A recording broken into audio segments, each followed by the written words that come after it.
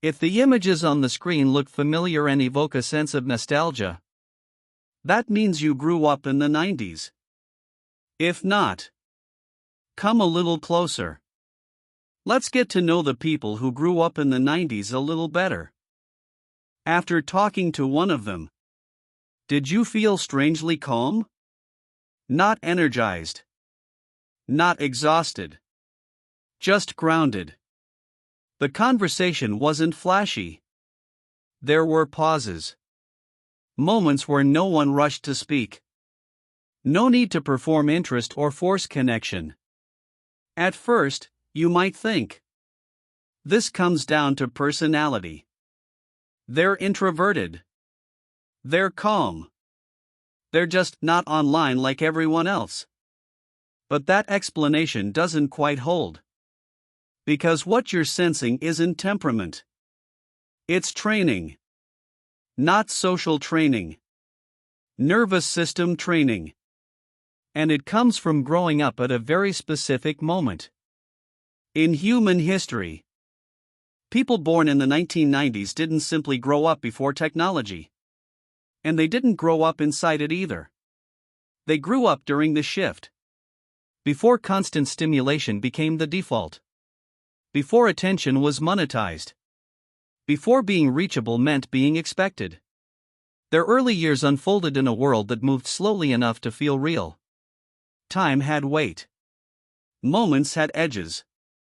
If you missed something, it didn't wait for you online. Then the acceleration came. Not gradually. Abruptly. Suddenly, speed became normal. Visibility became valuable. Silence became suspicious. And they had to adapt while their sense of self was still forming. That timing matters more than we realize. Before feeds refreshed endlessly, attention had nowhere else to go. Moments weren't recorded. They weren't optimized. They weren't shared. They just happened. And because they couldn't be saved, the mind learned to stay with them. Presence wasn't a skill. It was a requirement. There was no part of the brain thinking, how will this look later, or who will see this? Experience felt complete the first time.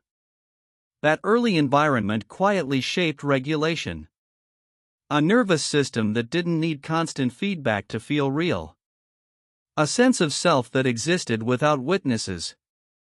Later, when documentation became endless, this generation could use the tools, but they didn't need them to anchor reality. For many people today, silence feels like absence. Like something has gone wrong. But for those who grew up earlier, silence was simply part of being together. You could sit in the same room without speaking and still feel connected. That taught the nervous system something rare: connection doesn't disappear when words stop. So when you notice their pauses, their slower responses, their comfort with conversational gaps, that isn't distance. It's fluency.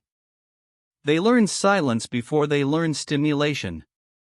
And once that baseline is set, it doesn't disappear. There was a time when boredom couldn't be solved instantly. No phone. No algorithm. No endless scroll waiting to rescue you. When boredom arrived, it stayed. And eventually, something happened. Imagination woke up.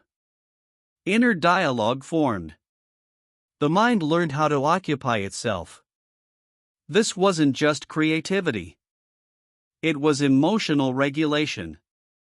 When there's nothing to distract you, the nervous system learns that discomfort rises and falls on its own. That lesson matters. It's why many people from this generation can be alone without panic. Why quiet doesn't feel threatening. Why stillness feels usable instead of empty. They learned early that when the outside world goes quiet, the inside world doesn't vanish. It deepens. Waiting used to be built into life. You waited for songs on the radio. You waited for movies to reach the video store. You waited weeks to afford one album. Desire didn't lead straight to fulfillment. time lived in between. That shaped trust. Trust that wanting something wouldn't destroy you. Trust that anticipation could exist without urgency. Trust that not everything arrives on demand. As adults, this often shows up as patience in goals, in relationships, in uncertainty.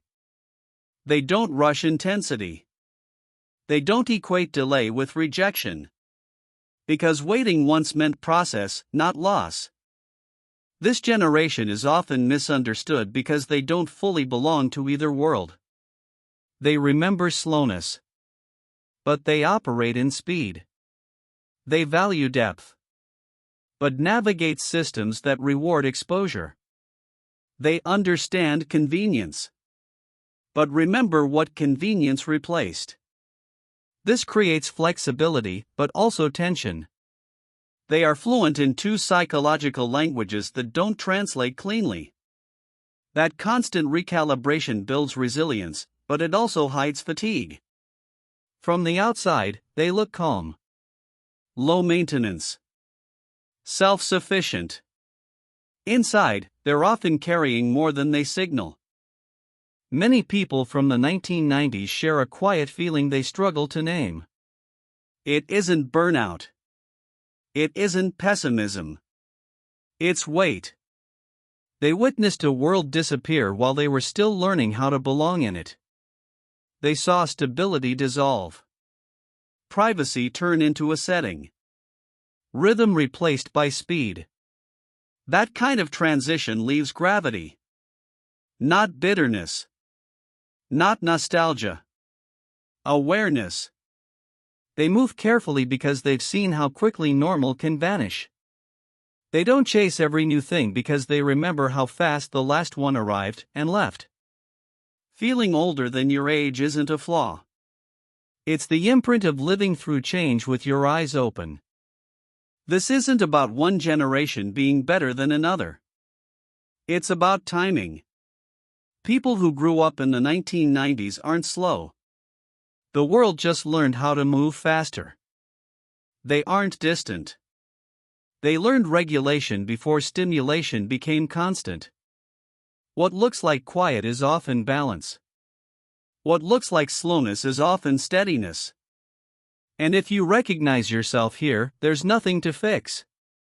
You're not behind. You're not out of place. You carry a rhythm formed in a different environment. And it still serves you even if it doesn't always match the pace around you. And if you didn't grow up this way, understanding it can change how you interpret others. Because sometimes, what feels like absence is actually depth holding its ground.